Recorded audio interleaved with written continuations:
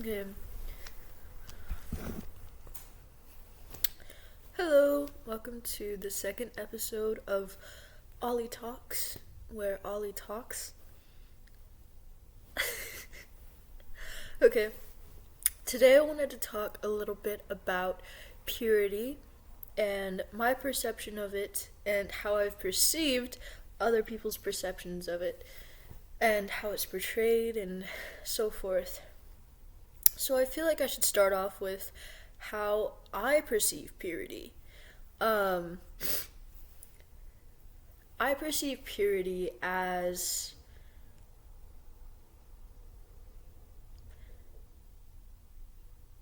a beingness akin to truth. Okay? I perceive.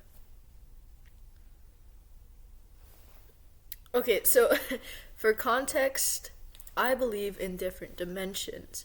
And I believe that the highest dimension is that of complete oneness and complete beingness and complete truth and complete love. I see love as acceptance and presence in an energetic sense. And so this highest dimension is essentially pure love, which is also pure truth. They kind of go hand in hand. Um, and so, if we look at that in our interpersonal relationships, love, that is, we give love through accepting somebody in our presence or having presence for others. So, let's say we have a friend that we love. One way that we show our love to friends on a regular basis is by literally being there with them, whether it's on the phone, or whether it's in person, or whether it's even mentally, you're holding a piece of presence for them. If you look at romantic love, and you look at how in a lot of Western culture, it takes a while for us to fully say I love you to a romantic partner. And that is because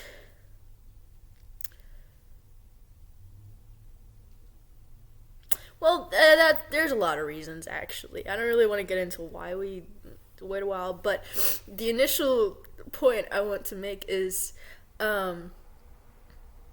we hold love for a romantic partner in a deeper sense, and we hold a level of presence and dedication, almost devotion to presence and to acceptance of the other person.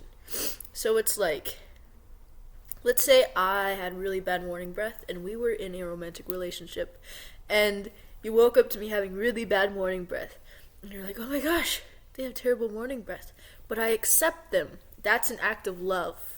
And that's also an act of presence because you're being present with another part of me. So you see how love is like, it's acceptance and it's presence in a way, on an energetic level and in a very basic form. It is acceptance and presence. So if we look at truth, okay, technically everything is already true, in a sense. Like, this blanket is pure truth. But what makes something truth or untruth, or the only way untruth could even be a thing, is if we didn't know something. So,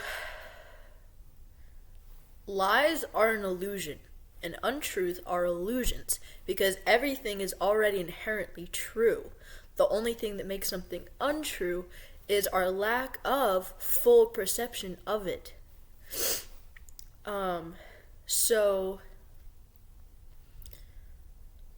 to wrap this back into purity, the closer or the more present we are with truth, the more pure we are, or at least the more open we are to, which is a form of presence as well, it's a form of love.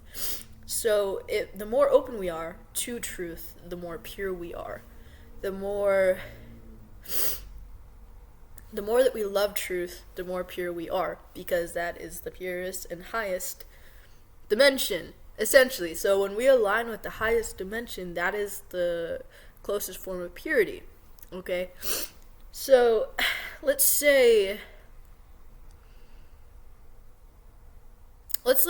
at a child. And let's talk about why a child is so pure.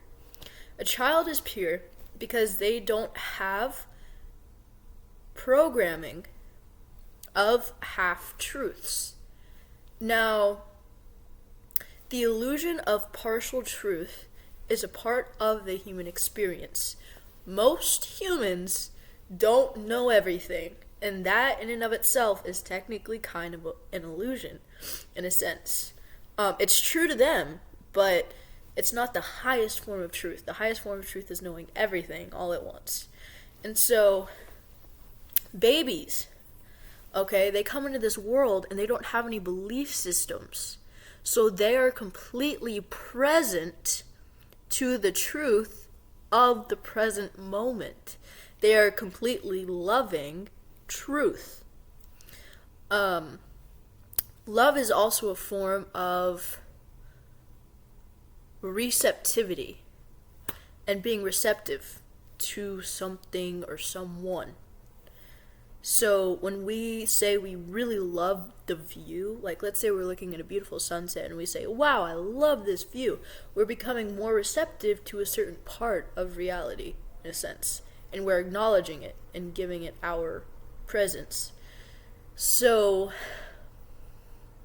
purity is when we surrender to truth, and it's when we choose truth, or it's when we open ourselves to truth, or it's when we're present with truth, or it's when we choose to tap into the part of us that is just pure presence, which is what babies are, in essence, just pure presence. So everything that goes in and out of them is kind of just like truth, unfiltered. But when we gain limiting beliefs and programming throughout life, we filter reality through a more partial lens of truth. And that's not bad. That's not inherently bad. Okay? It's just a part of the process of most human experiences. So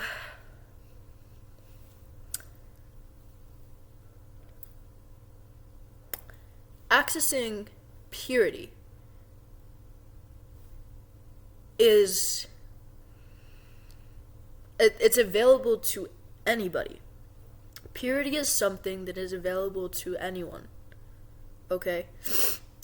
At any point in time, no matter how dark your experience has been, no matter how traumatic, no matter even how beautiful your experience has been, everybody has the capability to be present. To a certain extent, everybody has the ability to walk towards purity. What makes somebody pure or impure is how much they love truth or how much they choose ignorance.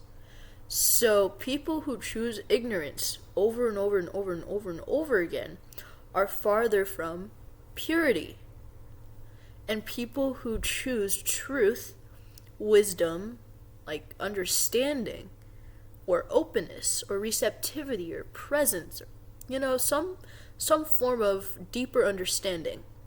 People who choose some form of deeper understanding over and over and over again over time become more and more and more pure and more akin to the highest dimension, which is pure knowingness and pure love and pure truth.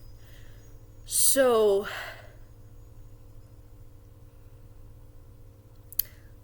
love isn't just some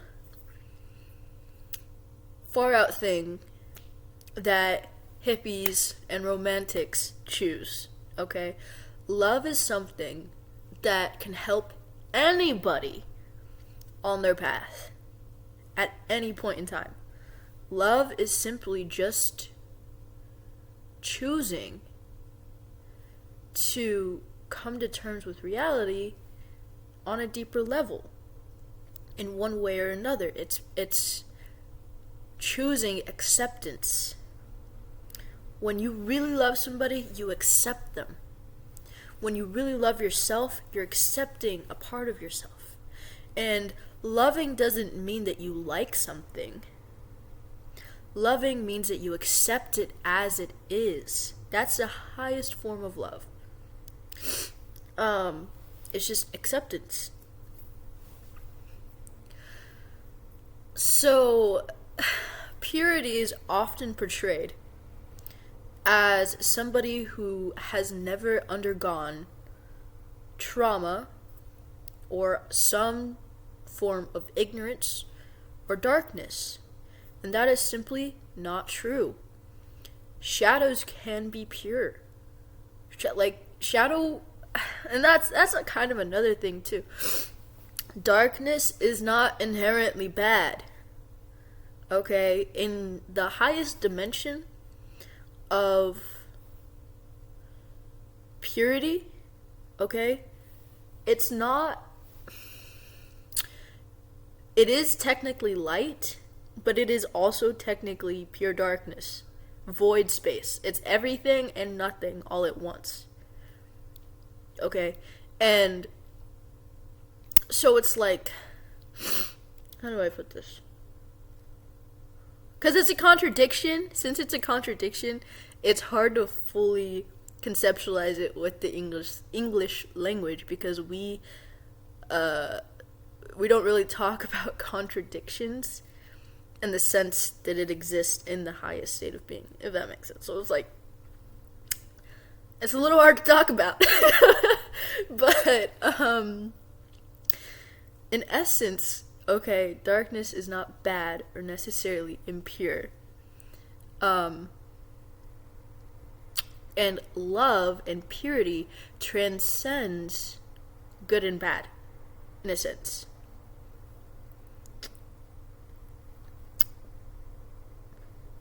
But the closest thing there is to badness is ignorance. So it's like you can transcend ignorance and badness with love, truth, and acceptance. But essentially, okay, I don't even remember where I was. Darkness is dark, and okay, darkness is essentially just in this dimension and in the context of the unknown. Okay, because there's different forms of darkness. There's infinite potential, which is technically darkness, and then there's that which we choose not to face, which is like our shadow. And then there's like, there is a darkness in the sense where there's people who are willfully ignorant. But that's not all darkness. There's, darkness is like the womb, which everything comes from, into the light.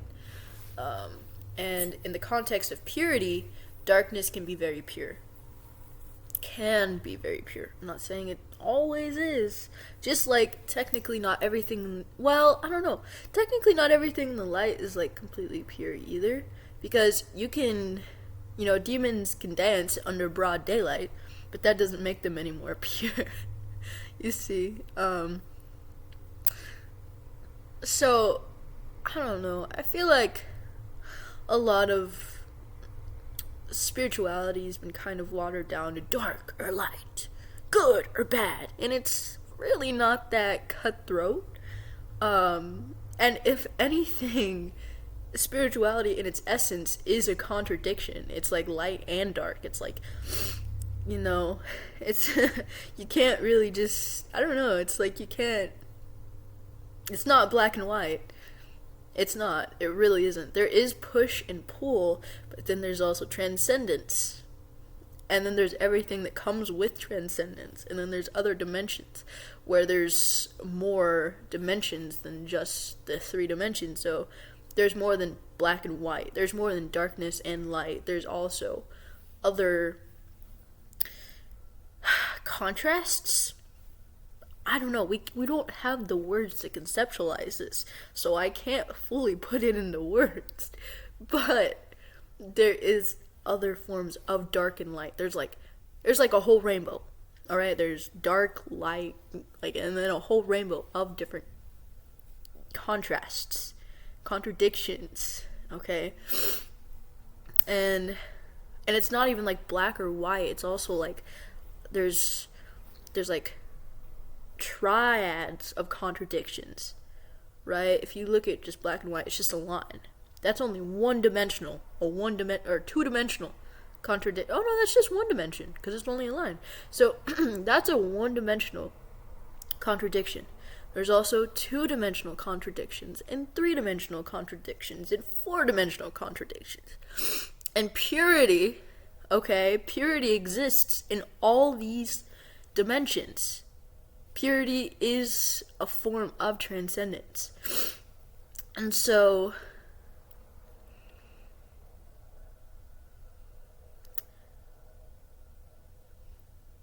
the only thing that makes something not pure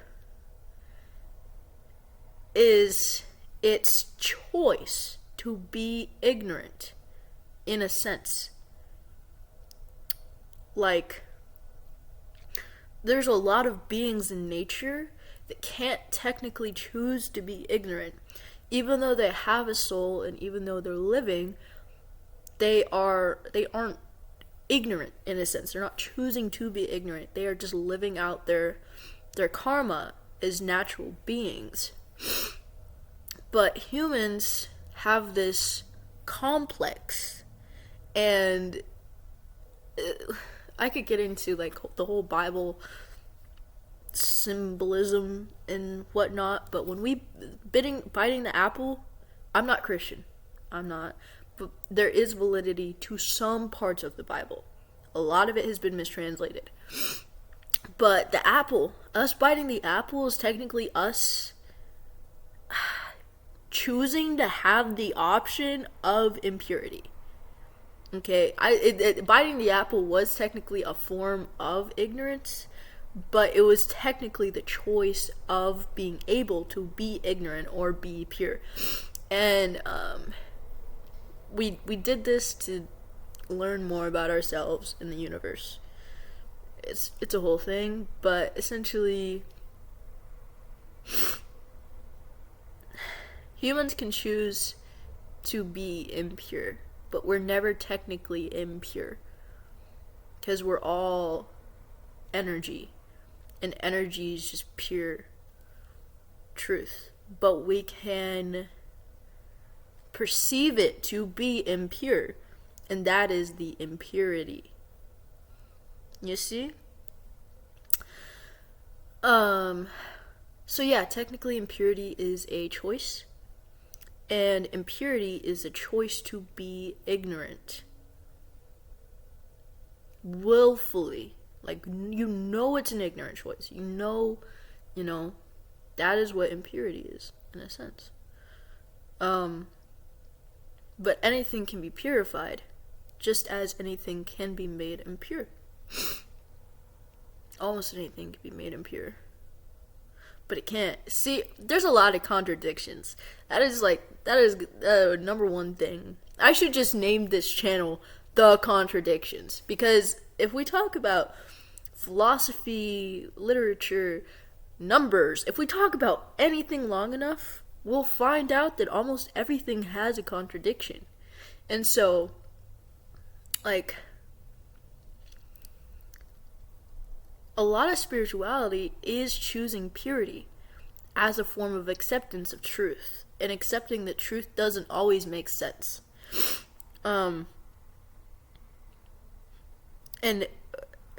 you might understand truth, but truth, it's like, technically everything is light and dark at once. And that's a contradiction. And accepting that is a form of purity. You see?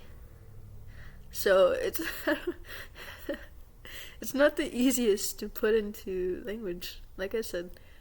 But this was my attempt of talking about purity in a language that contradicts itself constantly in all kinds of fun, wacky ways.